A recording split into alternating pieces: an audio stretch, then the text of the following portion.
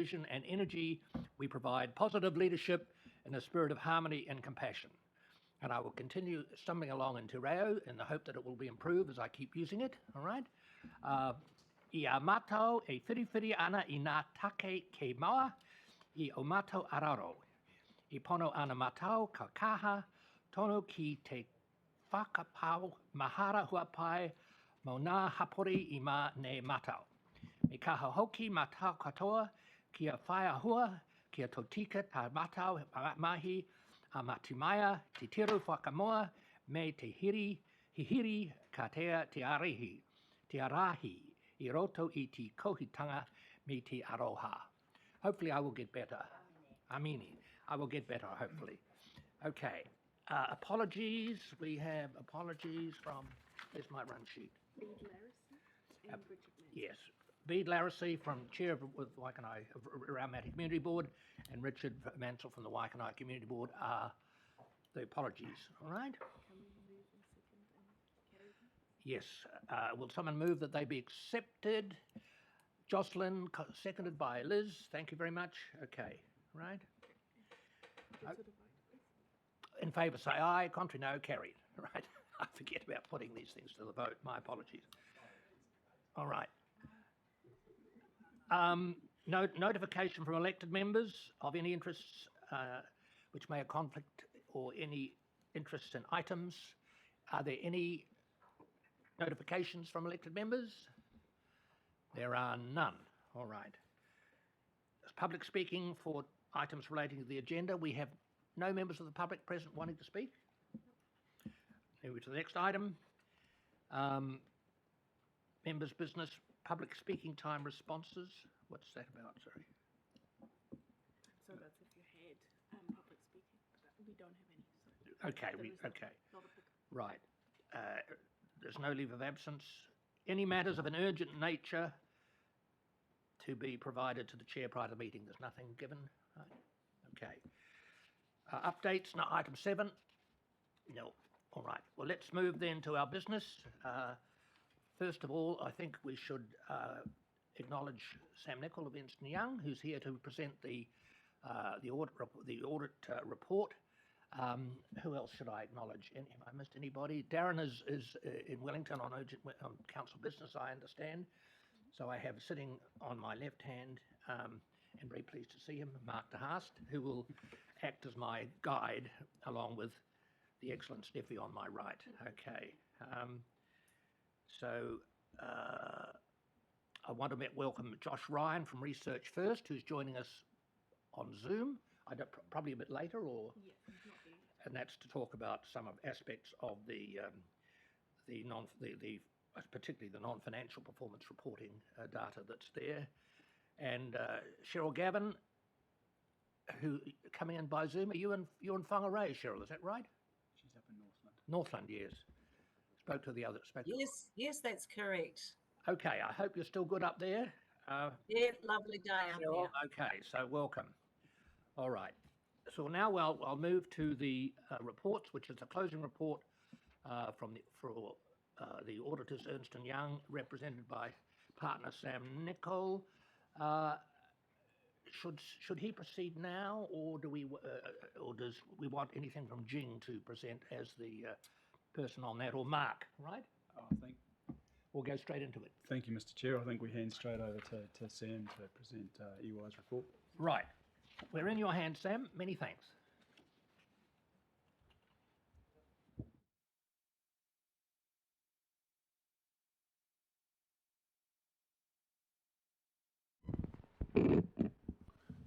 Good morning, and thank you for having me here this morning. So included in the papers is our closing report on our audit of Council's annual report, and specifically we audit both the financial statements and the non-financial performance information contained therein on behalf of the Auditor General for the year ending 30 June 2023. So on page 10 of the papers, our report has an executive summary. And if I just use that as a leaping off point, we had 6 areas of audit focus we presented to the committee in our audit plan, and we report back against those. And I'll talk to the 2 higher risk items we identified shortly. On the right-hand side, you'll see that we have no unadjusted audit differences. We had a couple of minor matters that we worked through with council, reached agreement, and they're reflected in the annual report that you have in your papers. And we had 9 outstanding items at the time of mailing last week. This is pretty normal for the stage of the process. There's about 6 weeks until the council meeting where the final annual report will be adopted. We continue to close these off with management and expect to be completed on time and are confident that our preliminary conclusion will be maintained.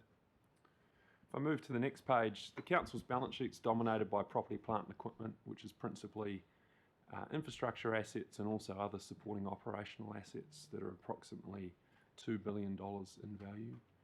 A number of these categories of assets are carried at revaluations, so periodically you determine the fair value of them and reflect it in the financial statements.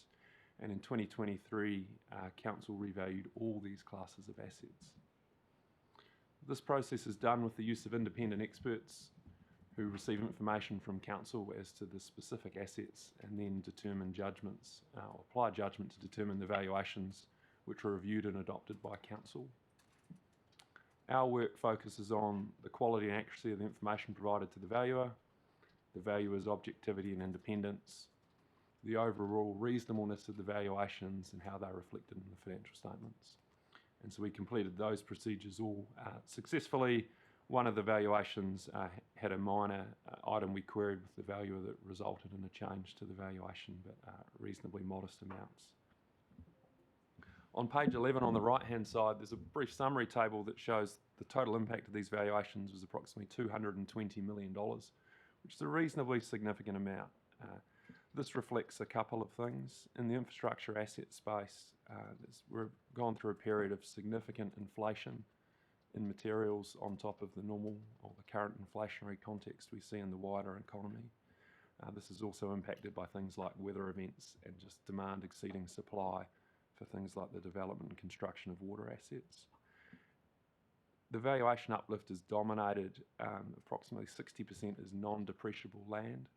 So whilst that number is significant, in part the scale of it reflects that these revaluations aren't carried out annually, so it's over a couple of periods, and a net uplift. And the fact that it's non-depreciable is relevant because there is no subsequent depreciation on that uplift that may impact the rating done by council. In addition to the work on the valuations, we also look at the useful lives adopted by council and the depreciation charges recorded that obviously have an interrelationship with rates and the work performed under the capital program. Is it capital in nature and accurately reflected in the financial statements? And this work was all completed without issue. The other high risk item is rates, so rate setting, invoicing and collection. So the council has a number of legislative duties it discharges when setting the rates for each year. Our work focuses on how they flow through to the application of those rates, rating to your constituents, and how those amounts are collected and reflected in the financial statements. There's no items to report in respect of that work. In terms of our report, if I skip down to page 20 of the papers, we provide a summary of the assessment of the control environment. There are no high or significant risk findings to bring to the committee's attention. We will, ahead of the next meeting, work with management to debrief our findings and recommendations from the audit, collate management responses and report back a report to management. And there are 3 items from previous periods that we've discussed with management and agreed work's ongoing, and an update will be reflected in that subsequent report. The balance of our report has some appendices, principally our draft audit report and draft representation letter. So these are in the standard form as appropriate for Kapiti Council with no significant changes year on year. Our draft audit report is unqualified in respect of both the performance information and the financial information. It includes an explanatory paragraph that draws reference to the Council's disclosure on the status of water reform. Between now and finalisation in October, we need to be mindful of anything that might change that wording, but really it just directs the reader to say, Council's identified that this is ongoing, here's where it's up to, and here's the impact it might have on the financial statements. They were the only matters I wish to bring to your attention, and really happy to take questions on the report, Mr. Chairman. Thank you very much, Sam. I think the bottom line is, first of all, thank you to Ernst & Young for the work that they've done. I I'm sure our council staff were fully cooperative with you, and well, as is usually the case. And the bottom line that we're pleased to see is that there is, again, an unqualified audit report. So the executive summary, as Sam says, reflects the areas of focus which were identified in the audit plan which has previously come to this committee. So I won't go into it unless people have particular questions they want to ask on any of those items. Is there anything you'd like to add at this stage, Mark? Not at this stage, thanks, Mr. Chair. Okay, so the draft audit report, the executive summary is open for discussion. Glenn, first of all, and then Bernie, right? Yeah, I'll just qualify this question. I'm not an accountant, and yeah. So on page 18, revenue and grant subsidies, our understanding, grant subsidy, Wakate, Mahara Gallery, etc. So is that the 2.7 million for Mahara Gallery? Is that just in and out? Are these just all in and out numbers? Is it neutral because it comes in spent on those projects? Well, I could answer that question, and you're wearing another hat. Should I? Yes. You're welcome to. I mean, the 2.7 there actually represents a grant from Ministry of Culture and Heritage, which was received, which was raised by the gallery, which was paid direct to the council, and on which council has been earning interest, I might say. But that's what it represents. So it's not a grant. It's actually money which has come from Ministry of Culture and Heritage direct to council as a contribution to the capital cost of the new facility. Okay, so I'm right in thinking this is just a through money go around. Yep. Through pass through. It's been spent on the new building, all right? Yep. It comes in and goes out. If I could just add, thank you, Mr. Chair. Yeah, If I could just add, yes, it is a in and out. So when we engage in a capital works program, we're obviously paying the bills. So this is money that comes in, which means we're drawing down lease debt. So it is an in and out. From an audit perspective, when we receive external grants, it's got conditions attached. So we're actually just auditing that we're accounting for it in the right way, and we're actually satisfying those conditions. Beautiful. Thank you. Bernie, over to you. Yeah, just something that I don't quite understand. The abbreviation of WIP under outstanding matters, is that work in progress, is it? Okay, thanks.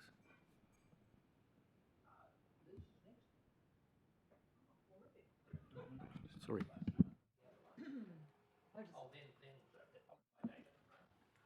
I just want to say it's a very clean and tidy audit report, and well done, everybody. I guess the only flag for me is just the whole affordable waters thing, and it just raised that issue of to what extent this committee should be now actively seeking information on the impact of that. Well, particularly, the election's not that far away. That's going to change matters, but whether we should be prioritising that in terms of future work for this committee to look at the impact. Thank you. I'll ask Mark to respond to that point, all right? Thank you, Mr. Chair. So, look, absolutely. Look, there's still a lot of information that's not yet known, but we have clarity over certain things. And what our plan is it can certainly come back to the committee and will, because as we get closer to the transfer date, you will want to know what the impact is on the balance sheet, what the impact is on terms of the revenue. But the LTP workshop, which is scheduled for the 3rd of October, that will be where we will be actually presenting. It's a public workshop. We will be presenting at a very high level what the transfer of assets, the value of those assets, what impact does that have on the balance sheet, how much revenue is the council losing, how does that impact rates, and when we've actually transferred everything and we've actually received some money in terms of debt, how does that impact on our treasury ratios. So that's coming on the 3rd of October. But I suspect in the passage of time, we will be reporting not only to this committee, but back to council as well. Could I just add to that, because David Cochrane and I have received a briefing from the team within council which is working on the whole water issue, and I think it's entirely appropriate that there should be a discussion, perhaps at the next meeting, an update as to where we're at, so that the whole of the committee could be informed. So we might put that on the agenda for the November meeting, all right? By then, some things may be clearer. Yeah. But obviously there is a team actively working on this inside council, comprising various groups, but in particular from the infrastructure group. Yeah. All right. David, for you. Thank you, Chair. Yeah, praise for all involved. It's nice to see something like this. You can just read through it; it pretty much all makes sense, even to another non-accountant. I just want to draw attention though to valuations, and we start with the Mayor and Chief Executive signing off on page 29, a letter that says, "We agree with the findings of the experts engaged to value infrastructure assets for the period." So I just wanted someone to take us through these valuations. They're on page 11, and it says restricted assets have gone up by, land assets have gone up by 140%. Well, at its most basic, go over to the mall and ask anybody if they think their land value's gone up by 140% in 2 years, and I don't think you'll find many. Now, it's apples and oranges because we're talking replacement value, although I'm not sure what replacement value means for a restricted asset. The land under the War Memorial can be valued at whatever you like because it's not going to go anywhere or used for anything else. But we have buildings, operational assets, let's say land below that, 93% up, and land under roads, 1% up. So I just want to make sure that there's an understanding of what those numbers are. They seem to jump around a heck of a lot. I've had some explanation, and I think it's right, but I'd like the committee to hear the explanation from them as to just how we got to those kind of numbers, and the difference between operational land, which as I understand it, is land that you might sell, and restricted land, which is reserves or things that you can't sell. Just to be clear where we're all at, this is actually page 11, the table on the top right-hand corner, right? Thank you, Mr. Chair. So, so look, I'm just going to talk to the table on page 11. So number one, Council, as Sam has said, has had a $221.9 or $222 million uplift, revaluation uplift, which means that the value of the assets has gone up. And as David has correctly pointed out, there's quite a lot of variability for land. So the operational land, the land under roads, and our land. And so first and foremost, all our revaluations are done by independent expert valuers. They do all the field work. They provide us with a report.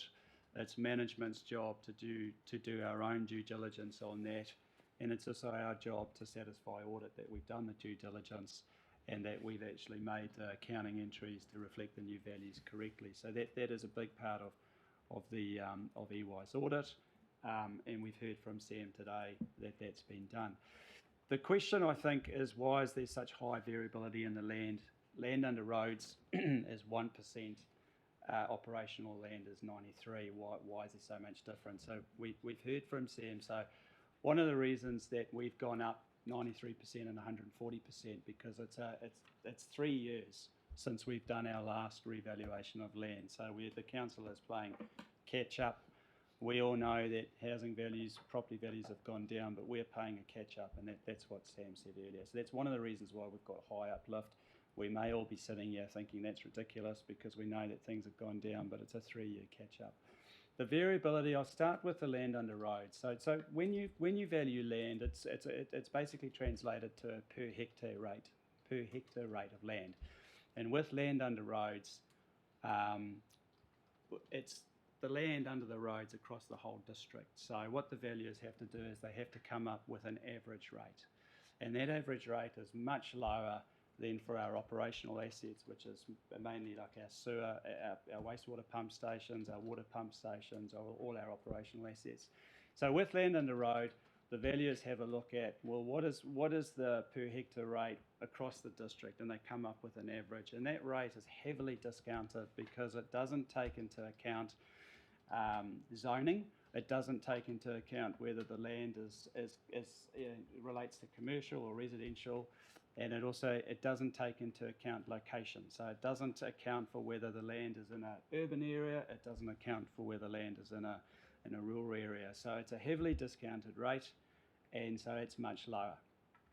With our other land values, the per hectare rate is influenced by the location of the property. Is it residential? Is it rural? And it's also impacted by the use. Is it commercial? So it'll be a higher rate, or is it residential? So all these factors come into it. The valuers, they are experts in the fields. We do our own due diligence, but this is the result of that. So we are happy with that, and I am particularly happy that 58% of that uplift actually relates to land, which, as Sam has already said, we do not depreciate land, and that's really good news for us because depreciation is one of the major building blocks when we look at how much rates we need. It does drive the rates increase.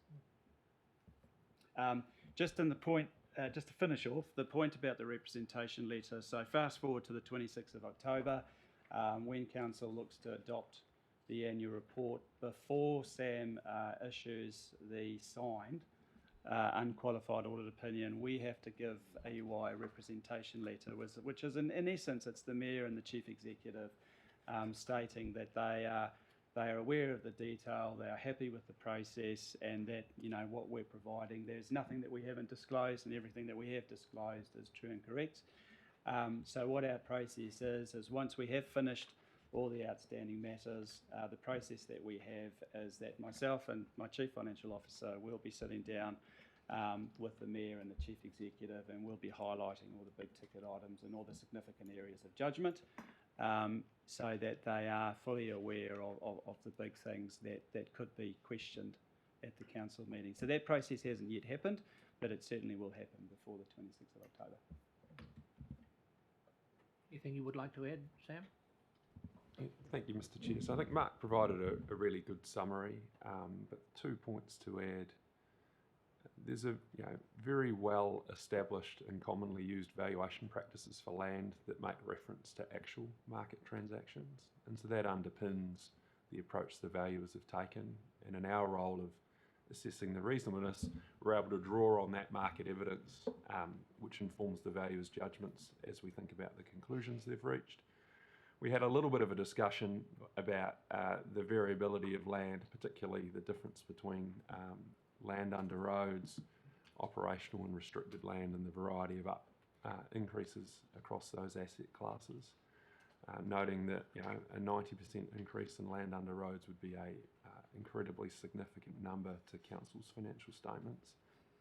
So just in addition on land under roads, to Mark's comments, the valuer also considers the costs of taking that land under roads and repurposing it for a different use. And so there's quite a significant cost to remove a road, remediate the land, and the nature of those costs are subject to the inflation I referred to before. So we had a pretty good discussion and queried that specific point with the valuer, contrasted it to what we'd seen in the area and other land valuations. There's a common valuer across the land throughout the district used for the financial statements, but we're able to satisfy ourselves that the valuations included in the financial statements were reasonable. Sam, just before I call Jocelyn, just a quick comment. David, there's no need to apologise for not being accountant, as a number of people at this meeting are doing. You can treat it as a badge of honour if you wish to, but there's no need to apologise. Just one other quick comment before I call Jocelyn. The Council's representation letter. So in other words, this doesn't require the approval of the Council as a whole through this committee or through the Council. It's a bilateral event between the Chief Financial Officer, sorry, the Chief Executive, Chief Financial Officer. The mayor and the chief executive bilaterally do that with sign that, and it is then presented to the auditor. So it doesn't come back here for any further discussion. Right. Jocelyn. Yes, thank you through the chair, and congratulations on everyone who's involved in writing this report. I have some questions in relation to, excuse me, on page 15, which is actually the non-financial performance reporting. And I'm interested to know, so some of the percentages for achieving the required timeframes haven't been met. And I'm just wondering how this is being managed to improve it. I think, Mark, you could answer that, but some of that question comes up as we go through the individual ones as well. But as a general coverage issue, yes, I'll pass it to you. Yeah, Thank you, Mr. Chair. Look,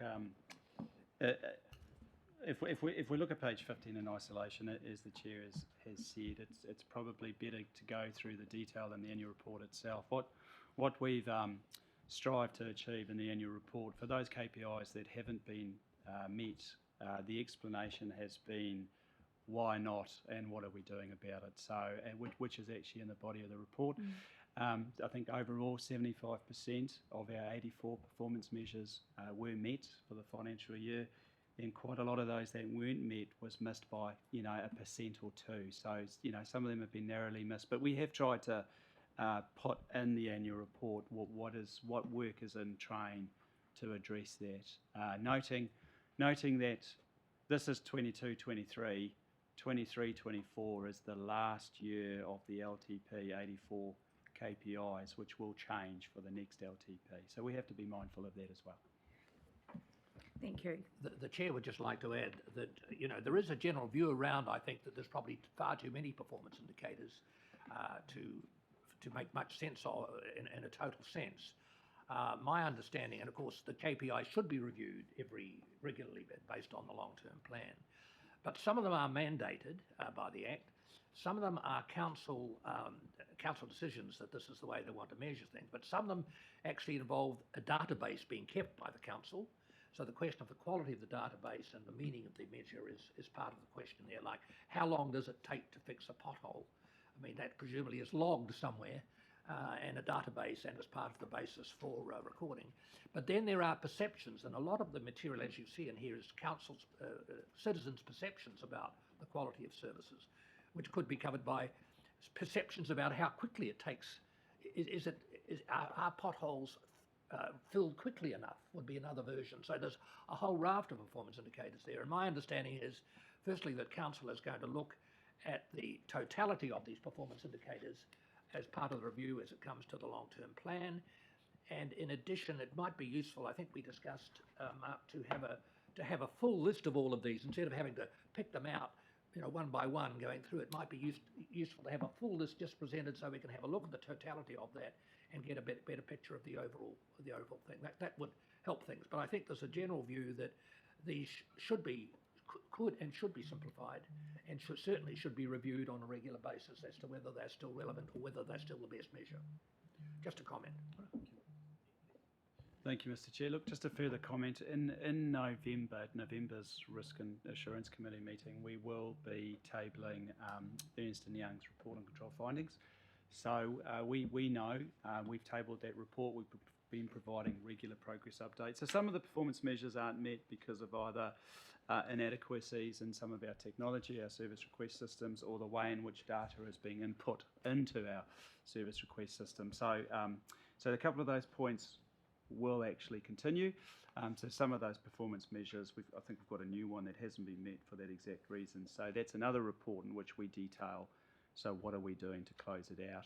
And to close it out, we need to do the work, and we need Sam and the team to be happy that we've done that. So we'll see some of those service performance measures not being met, but the action to better that will be coming in November. So thank you. So I think it's my understanding that when we go through our long-term plan process, that councillors will be looking at at these target levels as well. Absolutely. Yeah. Thank you. Oh. Yes, I snuck Lawrence. in, sorry. Lawrence, yes, please proceed. Mine's just a really short question. Can you help me with understanding why some land is depreciated and some isn't? That's probably a dumb question, but does that? No such thing?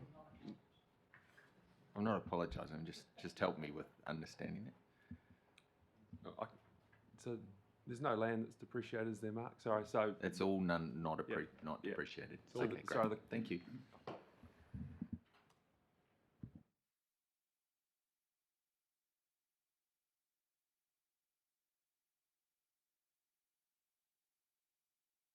Council document?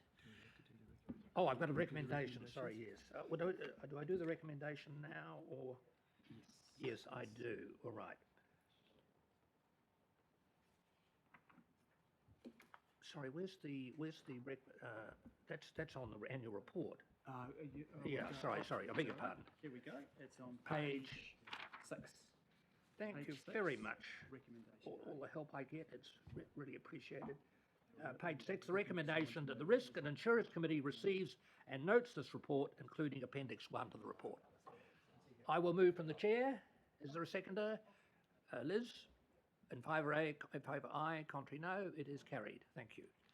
Okay, now we move to the big one. And I'll invite, I guess you, Mark, to kick it off. We can have a general discussion, and then I presume the only way after that is to go through it seriatim, page by page, to see where people have particular issues they want to raise. All right. Josh and Cheryl are online if you would. Oh, lovely. All right. So Josh Ryan is from Research First, is online via Zoom, and so is Cheryl, as we discussed. And they can answer any particular questions which may arise concerning particularly, I guess, the non-financial performance information in the report here. Okay. So thank you, Mr. Chair. Look, I suspect there'll be lots of questions and queries on the annual report. I'd just like to.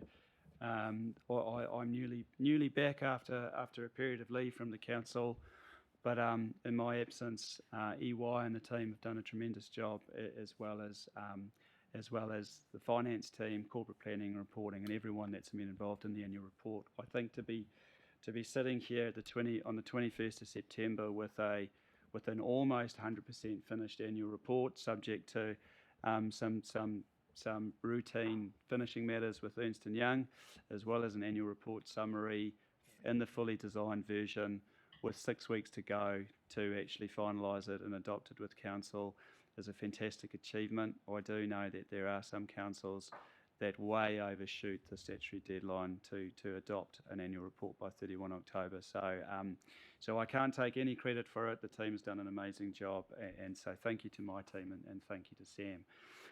The annual report's a big document. We, unfortunately, what's in it is prescribed by the Local Government Act. It does unfortunately have to be as long as it is, and we know that the financial statement section, if you're not an accountant, it's gobbledygook. So for some time now, we've had a financial overview, which with the intention of that it's written in layman terms, so that people can actually understand how we're performing. And we're continuing to use the dashboard so that you can get a really good view on a page how we're tracking. So my sense is on the finances, council's in a good state. It's got a healthy balance sheet. It was a good result for the year. It's not a cash surplus. That $8.5 million is not a permanent cash surplus. We do our revaluations in terms of the non-financial performance measures. I think we've achieved well in there. There's some that we've missed only narrowly, and we have a plan to address what we haven't. Then in the residents' opinion survey, yes, the results have gone down from the previous year, and we have Josh online to answer anything, but it is what it is. It's 800 residents. We have over 56,000 people living in the district, but a sample of 800 is a statistically relevant sample.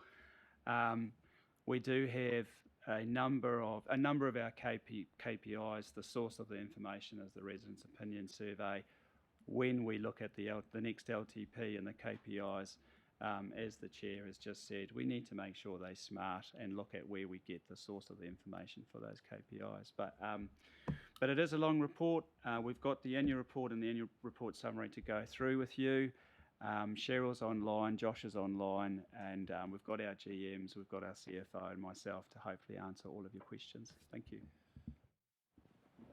Thank you, Mark. Sorry, yes, Liz, you'd like to come in first. Oh, only when it's questions or whatever. Oh, I was just going to say that perhaps we can just talk about page 32 and 33, which are the summary, before we get into the detail of it, any particular issues which crop out of those two pages that people would like to raise. Then I was proposing to start at page whatever it is and proceed right through, all right? Oh, okay. Yep. Can I just point out there's a typo on page 38. It talks about the acting chief executive. Is there something we need to know? Yeah. When's he leaving?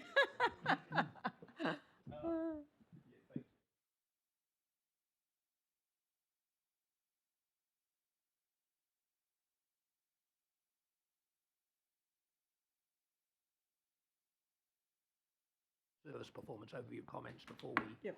Thank you, Liz. Okay. Page 50, there's some really bad wording in there. It needs an edit. And it needs, I think those things need better explanation. You've got revenue, total expenses, and the operating surplus. And particularly the notes under the operating surplus, it kind of doesn't hang together where you say this is mainly due to higher than budgeted development contributions income. So it follows on from that previous sentence, and it's all a bit. That whole page needs a total reword. And you're using words like budget and budgeted, and it's just very clumsy wordsmithing in that part. Agreed. So thank you, Councillor. Look, in terms of on page 50, the $8.5 million surplus, we are going through a period. We have picked up a couple of typos. We are making some major changes that haven't made it through to this page. We did simplify the wording. Development contributions, etc., might not mean anything to anyone. So we have actually simplified that along the lines of the $8.5 million surplus relates mainly to external funding for the Capital Works program. This does not represent a permanent cash surplus. So that just hasn't flowed through to the document. But thank you for your comments. We'll have a look at that. Yeah. Yep. But it's because that revenue was below budget, right? Yep. Yep. Thank you for spotting that, Liz. All right. Any other comments before we start on page 35, where it's at the beginning of the annual report? Well, look, I'm going to go through it page by page. I think that's the only way to do it. So, of course, call me when you want to stop. The Mayor and Chief Executive's message. Janet, you don't want to make any other comments there, of course. Yes, please, yes. Just looking at the message, and it's fine. You have a message. Your message is we're optimistic of a more settled economy. Page 39. Page 39. Yeah. We're optimistic. This is the Mayor and the Chief Executive. We're optimistic of a more settled economy and improved affordability in a few years. And then on the next column, it mentions the Standard & Poor's rating, and it says it was adjusted from stable to negative in recognition of the rising costs of essential materials and skills. Now, when I read those two statements, I thought, well, are they arguing with each other, or you're perfectly entitled to say you don't agree with the Standard & Poor's, but is that what the message you're trying to convey to the ratepayers? I just wonder whether that's the right kind of phraseology. It's over to you because it's your statement, but as a lay reader going through, I thought, oh, they're all optimistic and Standard & Poor's aren't, so that's fine. But do you want to say that in those terms? I'd just like to, just a quick comment from me. I mean, if we go back and look at what Standard & Poor's said, I don't think their view was pessimistic, but they said there was a downside there. Whatever that meant, and the downside, I think, in particular, as I recall it, was the size of the Future Capital Works program. That was one of the key features in their comment, right? Sorry. So thank you, Mr. Chair. Look, my team and I had the benefit of going through the annual report with both David and David on Monday. And as I've said, when we get through the changes and the numbers are finalised, we'll be taking the Mayor and the Chief Executive through the final product. I think the point that David is making, or what I've understood, is on the one side we're saying in the message is saying that we're hopeful that things will get better in the future, but we've been downgraded because of the extreme costs that we're facing now. So we've taken that on board. We are looking at maybe just softening that, and then we will provide that to the Mayor for comment. I think we said hopeful. I think our words, we're hopeful, because we know if we're all watching the news, we know that things are going to remain, inflation's going to remain high to 2025, but we are hoping that after that things will settle down. But we can make that change, isn't it? If that fixes it, I agree. Yeah. Yep, happy to make that change. I'll check it with Darren, but I'm sure he'll be happy to. Thank you, Mr. Chair. I just wanted to make a point to the committee that we're operating at extreme pace here with with EY, with ourselves, with the committee. And as I said, we have a process whereby we update the mayor and the chief executive. We've we've provided one version to EY of the report. We will be picking up changes. This is completely normal. So this is for your feedback. There's still some editorial changes to make, which is why we've got a nice long runway to the 26th of October. But there's a lot of changes. We want it to settle down before we actually have that briefing session with the mayor. May I just add this comment as well, which may be helpful, that, you know, the auditors have to look at the totality of the report, which is not just the data, but the comments. And if there's any comment there which is, in fact, not supported by or contradicts what's in the data, the auditors would normally have a view on that, I think, Sam. Is that correct? I mean, the narrative is part of the report, as is the data, right? Yes, Mr. Chair. So we audit the financial statements and the performance information and opine on those. The balance of the report we're required to review for consistency with that work. Right. Right. Is the narrative consistent with the data, With for the example? audited information. Exactly. Yes. Right. Okay. Just wanted to add that point. Okay. How are we proceeding from here? We're at page 39. If we want to keep going, I'll keep going until somebody calls me up. David, sorry, I wanted to roll back, and it might seem like a silly thing to do, but I wanted to go to the cover page. To which page, sorry? The cover page, Page number, 35, sorry, page 35, 35. 35 in our papers.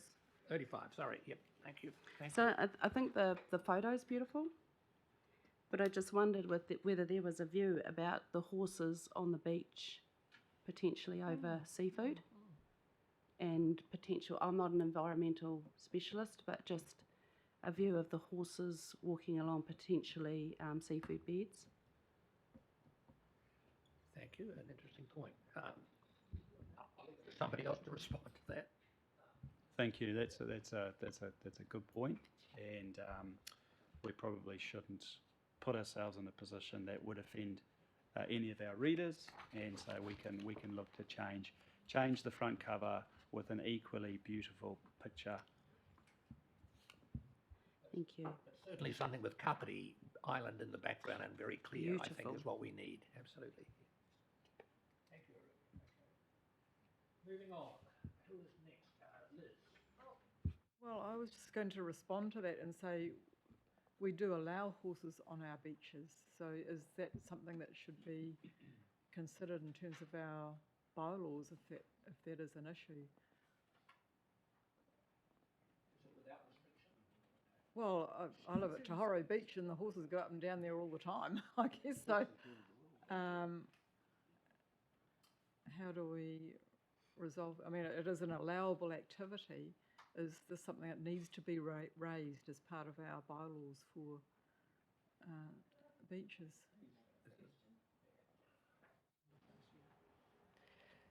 So it probably was, and we've only recently reviewed our bylaw, so we can go back and have a look. I suggest we take that offline and have a look at it.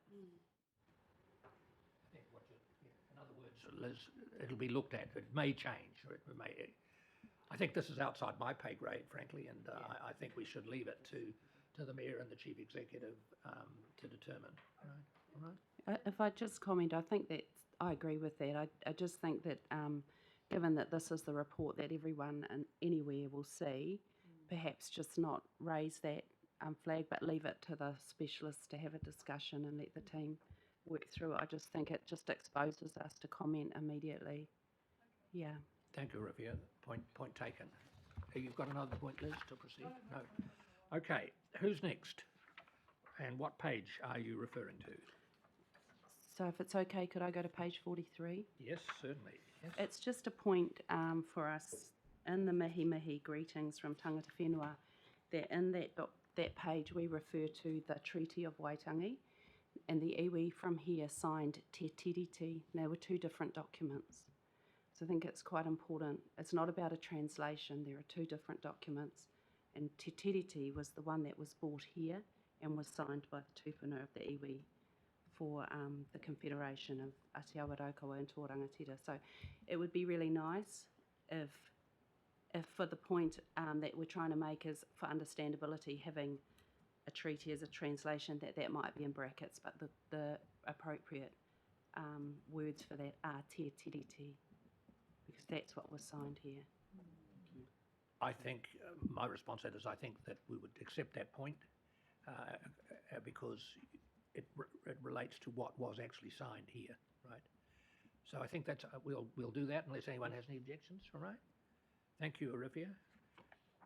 Next, please, who's next? And I haven't got too many, but they all seem to be in the same place. On page 45, it's not necessarily for answering here, but I think it is something that the Audit and Risk Committee should consider. We have our tangata whenua 4 principles, mātāpuna we call them, values. The question is for management really, is how often do you review and edit, update those principles? Because we know they evolve as we evolve as a council, and so I think it would be good to have a response that potentially they're reviewed every year or they're reviewed every 2 years, and your team would be able to tell us that. Because we shouldn't think these are set in stone forever. They will evolve.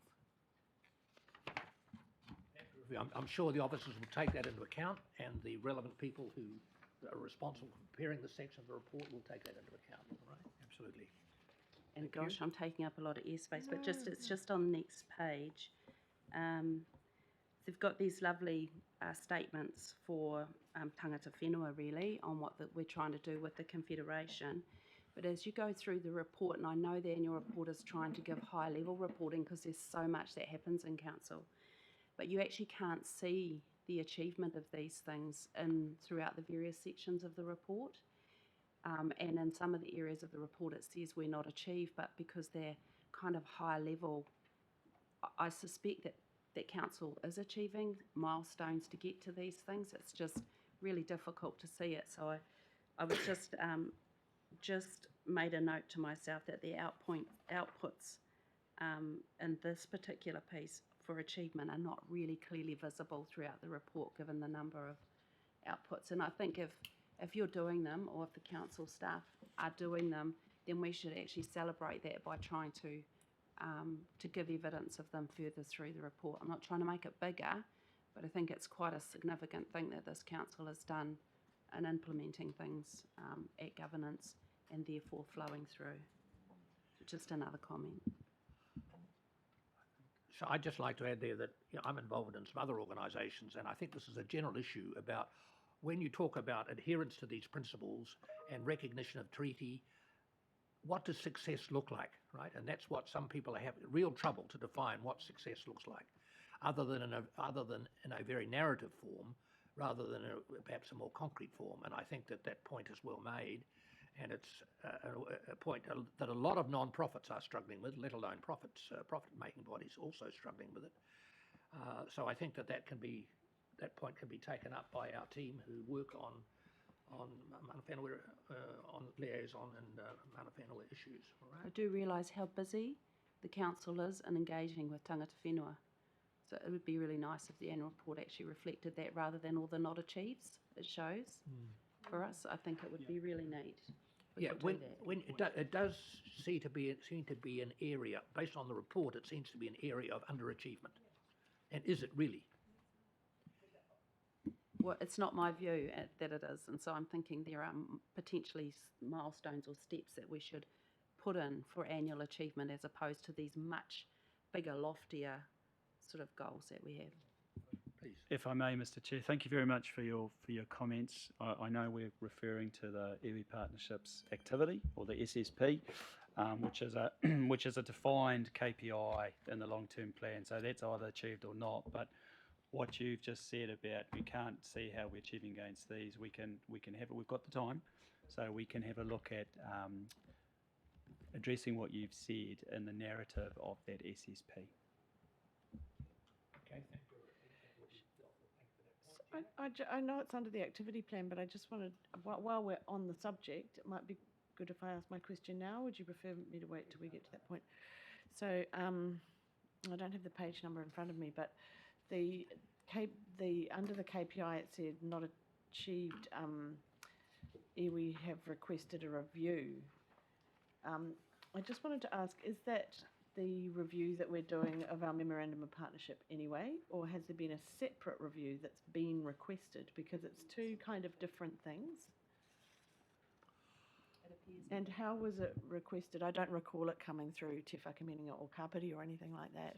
It's on the work program in Te Whakaminenga o Kapiti, but that's just because we're doing it anyway, not because it's been requested. Through you, Mr. Chair.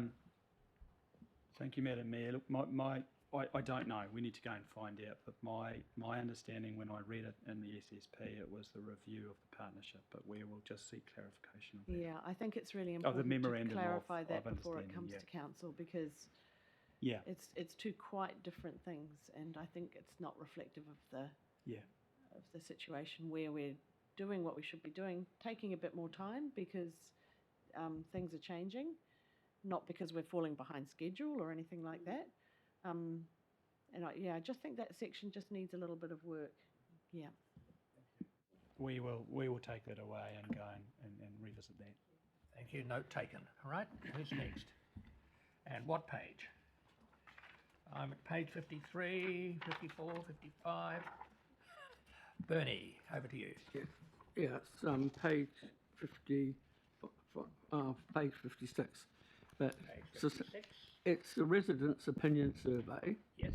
and my view is these should continue, right? I know that there'll be a view of some people that they don't want them, but I think they do quite well. And even though it's gone down, if you did one over 3 or 4 years, I think you'll see a big decrease, except, I think, for parks and open spaces. And one should address why that is.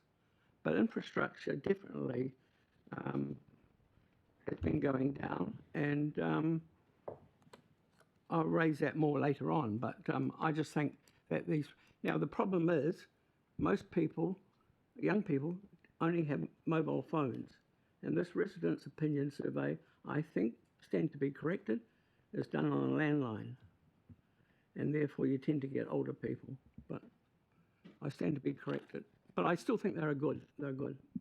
Bernie, I might ask either Josh or Cheryl to comment on that point if they would like to, all right? Yes, thank you, everyone.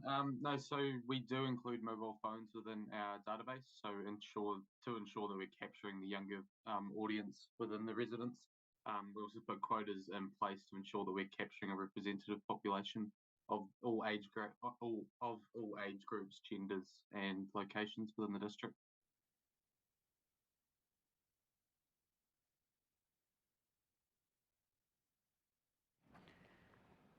Okay, we're now at 59, going on 60, 61. Who's next with it? Sorry. Well, I'm just going to keep going. Look, Actually- I'm turning over pages. I'm now at page 67. Mr. Oh, sorry. Mr. Chair, yes, so just you have to backtrack a little bit. Sorry, so on Jocelyn, yes. page And then Glenn. 57 through the chair. So another comment in relation to the residents' opinion survey. I see in here, Mr. Randall made the comment about how open spaces and parks was generally positive, but to me on page 57, the standout there, unfortunately, is the unique character and natural environment development has not met its targets, and I couldn't see anything in the body of the document as to why that is the case. Who can respond to that? What is unique character Yeah. and natural environment development? It's whatever people think it means when they answer it. Oh. Well, I don't know what. Maybe Josh or Cheryl could say what actually is the question that is asked, right? Because the question that's asked reflects in the answer. Can you assist us? Oh, excuse me. Can you assist us in that, Josh, or not? Yes, so I'm just trying to bring up the exact wording. So basically the question asked residents if the district is developing with its unique characters and natural environment in mind. We do ask residents to give sort of some feedback around why they said no, it doesn't, but often they just feel like the district's going in the wrong direction often. They don't give too much detail around what they're actually saying around that response. I mean, it could just be a reflection of general grumpiness, really, is what you're saying, which would Exactly, yeah. would go across into a number of the responses, not just this one. Right? So a follow-up question to that, is this result out of, just basically a one-off, or has this been a continuing trend? Because I take this question's been asked over a number of years. Yes, so I believe I've taken over this project at the start of 2021, 2022, and it failed to meet its target last year, sitting at around 65% satisfied with the aspect. So it's actually decreased significantly in the past year, down by about 6%. Thank you. So you don't know whether even the year before now, the trend's actually longer than that? It's been going on for longer than this, or not? Off the top of my head, I can't recall, but I can definitely take a look at that and give you an answer.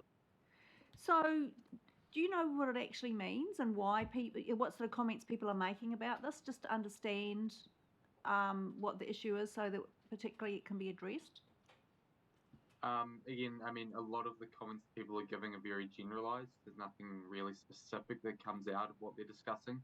But a lot of what it is that general grumpy tone, which is what we've been seeing in this year. I mean, a lot of it relates back to obviously the election that was had halfway through this collection, which is where we saw a significant drop in the overall satisfaction of the council. It was just sort of I think it was people were having a bit of a holding period around, obviously we had the new mayor come in and 6 first-term councillors, I believe. And I think people were just hesitant around what sort of direction the council was going to go in. So I think that reflected a lot in their results, and they're just waiting to see how the council and how the district reacts to this monumental change. So sorry, I have to follow up on that, because this result actually result is different from the other results that we've got. So there's something else going on here. It's not just people being grumpy and because of a change in elected members around the council table. Well, maybe the problem is the question is not clear. Maybe it should be reviewed whether it should even be asked, frankly, if we don't know what it means. Okay. Or what the response might be based on. Do you have a comment on that, Josh? It's just referring to the way in which people see the district developing. So that comes in through its leadership, it comes through what they're seeing, the sort of projects that are happening throughout the council. So it is all intertwined with that overarching theme. It's very general, though, isn't it? I mean, is it too general, I suppose, is the question I'm asking. Anyway. Okay, thank you very much. Okay, thank you. Now, I think, Bernie, I indicated you were next, right? And Janet, you've got your... No, that was me, boss. Yes. Yes. Sorry, I mean, yes. Glenn, sorry, Yeah. Glenn. Sorry, just the other one that just really jumped out at me was the emergency preparedness target is well below what's bordering on half. Oh, sorry, page 57. Same page, right next to the unique character one, actually. So is that question around what people think their personal emergency preparedness is, or is it around what they think the council's emergency preparedness is? And I would just say, and does that reflect reality if it is around the council's preparedness? I'll just note I was on an exercise yesterday with KCDC and Remo here, and I thought the council were outstandingly prepared from what I saw. So so that question leads into, well, yes, could you just elaborate on what that means? Sorry, bumbling my way through that, No, wasn't I? that's fine. Thank you, Glenn. Okay. So thank you, Mr. Chair. So I know this because we do talk about it further off in the report. So the question is actually asking the households, are you as a household ready for an emergency? Do you have enough drinkable water? Have you got supplies? And I'm pretty sure the narrative said, what we find in this survey is the bigger the time difference between a little shake or something big, people start relaxing.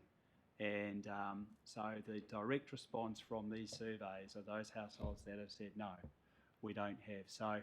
So we've obviously got our EOC and we've got our function under the Local Government Act to provide emergency management, but we also do try and advocate for the community to be ready, the safe zones, the civil defence centres and stuff. But this question is, are you as a household ready to be able to stand up for 3 days in the event of a major disaster?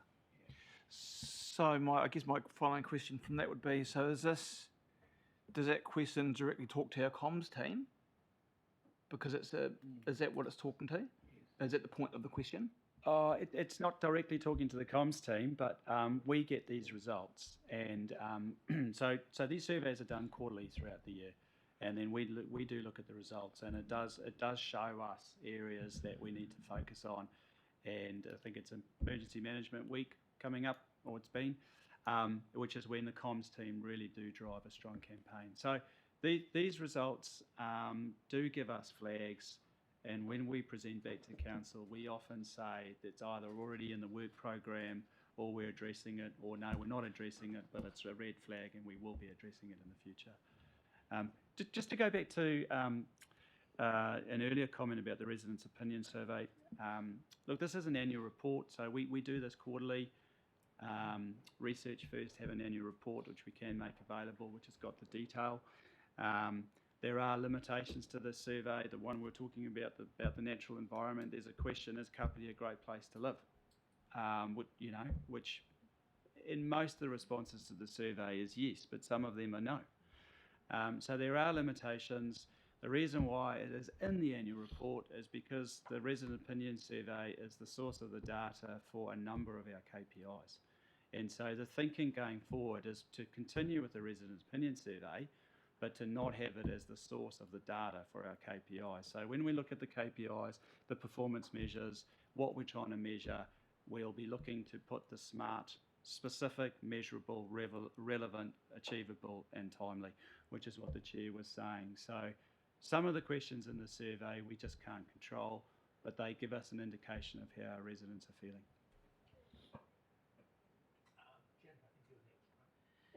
Yes, that actually covers off one of my points, and that's a takeaway to do some work on that. So I just wanted to ask about, it's my recollection that the last quarterly report there was an uptick in some of these results. Would that be right? Yes. And when was that? I'm struggling to find it. We would have done it. So we would have done it for the third quarter. So that would have gone to Strategy Ops and Finance. It would have been to the 31st of March. Yes, so that's not within the period of this annual report. No, this annual report is covering 1 July 22 to June 23. We would have reported back for the 31st of March 23. So this is the total annual result. So we do quarterly results. Yeah. And then this is the aggregated annual result for the year. Is it worth noting somewhere though that some of these results are tracking up, not down? We could. Yeah, I just think. Yeah, no, you would think the annual... and particularly in light of the comments that were just made, it remains to be seen what the new council is, what the result of that is. We're already seeing some of that in that quarterly result, and it seems a shame if it occurred during this time for that not to be recognised. I know it's based on an aggregated annual report, Yeah. but what the impression this gives is that we're tracking down, whereas actually we're starting to track up. Even if it's just a note somewhere. Yeah, if I may, Ms. Chair, I think I'm sensing maybe there's a need for a bit of narrative, and so we could put them in a narrative. So if we looked at all our 84 measures during the quarter, sometimes they're achieved, and so the annual report is saying for the year, has it been achieved or not? So that we have to be consistent, but I'm sitting here thinking there does need to be some explanatory narrative. We can comment on some of the not achieved, why not, what's been done, and we can also talk about the trends. We can absolutely do that. We can expand. Yeah, I think that would be great if it's not. It seems to me an annual report is the ideal place to report on trends, right? Yeah, maybe. Yeah, just potentially. Thank you. Okay, so I think the residents' opinion survey is important. I think that potentially it's loaded to perhaps not provide us with the response that we need depending on the questions as they're prepared. And so potentially those questions need to be further defined and clarified when we're asking the residents. One of the questions I had is who sets the targets? The targets are set, the targets are recommended by officers and adopted by the council as part of the long-term plan. Okay, so my interest is in whether targets go up, whether we're satisfied that they stay where they are. What is the process that the team goes through to try and strive to be better? So rather than just measuring ourselves against a set target, is what's our goal? And you may already have that, and I'm new, so I might not know that. So very interested, because some of the targets, if you think about targets, appear to me to be quite low. But that potentially is actually still on a rise. That was really a comment, but pleased to know that it's the team that sets those targets, and I'm sure that they're wanting to improve them. I think in response in part to our mayor's comments about, we might be a little bit nervous as a council and as an audit and risk committee that people don't know that things are actually getting better. I think it's just our job to be reassured and not be too concerned that sometimes these things don't look necessarily like they're tracking up. I think if you don't have a clear year-to-year tracking, it's quite difficult to see that we might be tracking up. So this is just this year's, and it doesn't say how did we do in the previous annual year. I actually like the graphs. I like to be able to have a little snapshot like that. So if we start getting into narrative, people might not even read it. But it is helpful to see from one year to the next, if that at all is possible. Thank you for answering the question on emergency preparedness, because I think that was really helpful to know that spurs the council to keep going. But then on the unique character and natural environment, I think it was really important about determining or defining what that question is trying to achieve. And a year after year, for that to be meaningful, we need to have a definition of what that's trying to achieve. So if you were to ask Ngāti Raukawa what their unique character and natural environment definition might be for their particular part of the Kapiti Council, it might be wetlands. Natural environment, braided riverbed, it might be wetlands. For Ngāti Toa, it might be to do with, areas to do with the sea, or green areas within their housing areas. So I think it's quite important that we understand what the scope of it is for it to be meaningful. And I think we've already talked a little bit about that, but the other one was the condition of roads. So I don't know how many have been to Otaki recently, but we're going through this incredible infrastructural sort of upgrade with our water. And it's probably, in the last 10 years, probably the 5th or 6th time our town streets have been dug up to do that. And I think that question at this time would get a really poor response because people don't understand.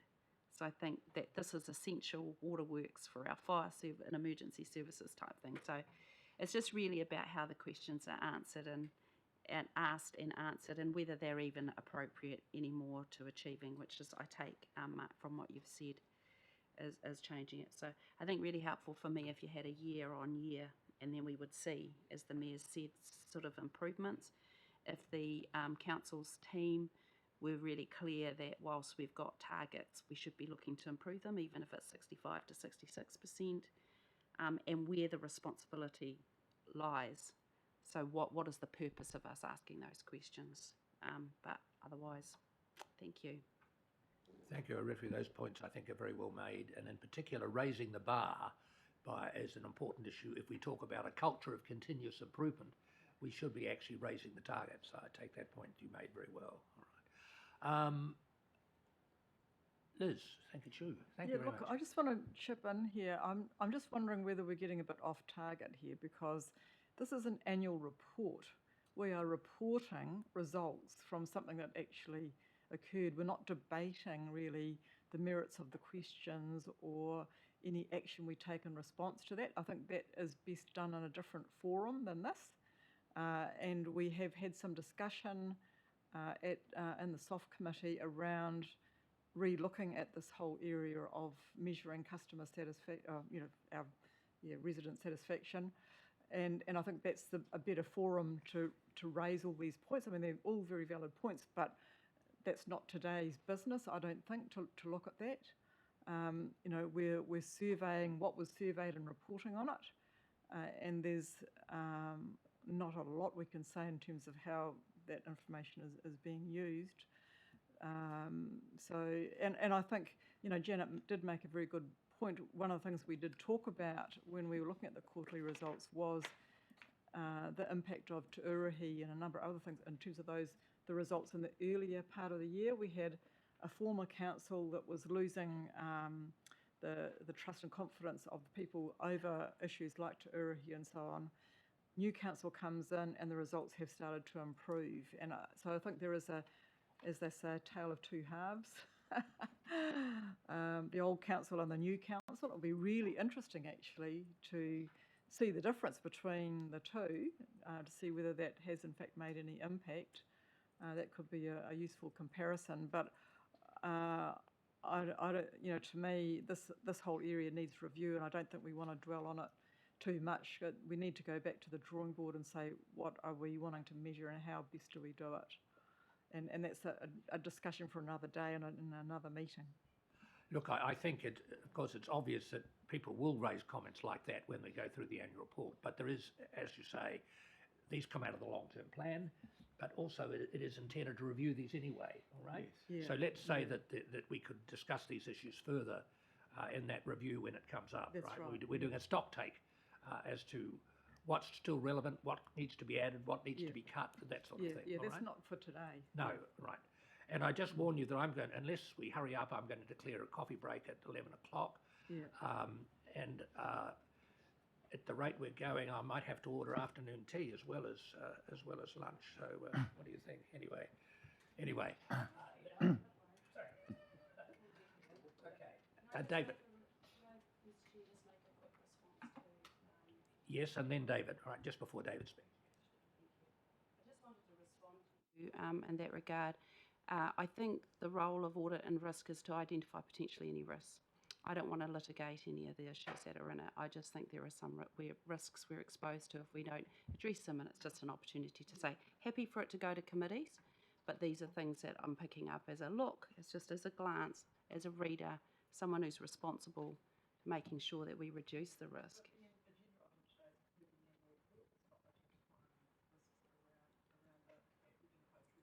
I get that.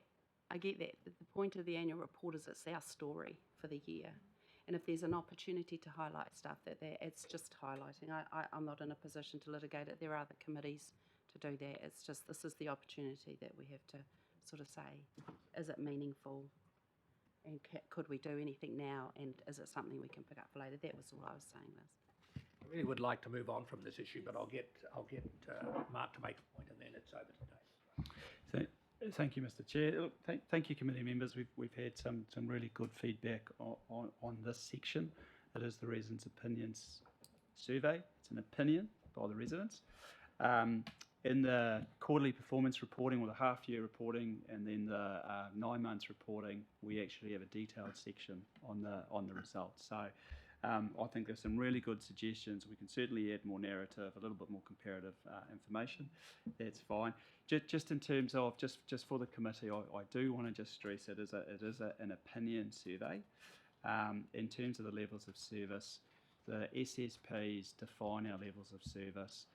As we develop our levels of service, this organisation does a lot of different things, and levels of service come at a cost.